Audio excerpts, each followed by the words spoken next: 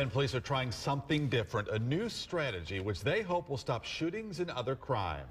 It'll only work if potential offenders agree to cooperate with law enforcement, a truce of sorts. WSBT's Ted Land joins us with more on what police are calling an intervention here. Ted, so how does this whole thing work? Well, first they identify people who police consider high risk for committing gun violence. Then they gather them all together in one room and they make them a pitch. Help us and we'll help you.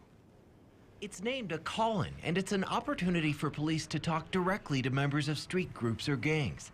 Attendees, because they're on probation or parole, are required to be there. They don't have a choice. We're all saying the same thing as a community of South Bend. What you're doing is hurting us. The gun violence is wrong. It has to stop.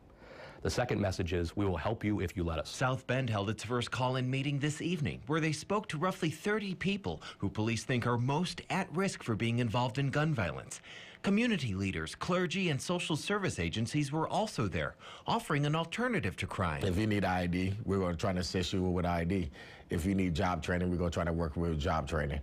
It's all based on how much the individual really wants to change and how much help the individual may want.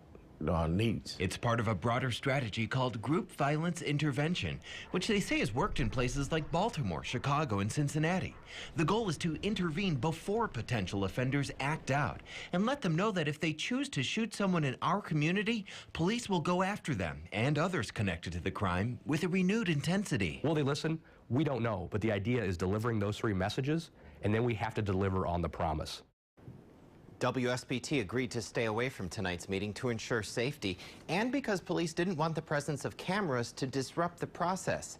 Cities that have tried this strategy have reported anywhere from a 35 to a 60% reduction in homicides. But police caution it'll only happen with the cooperation of some of the people who are most likely to commit crimes.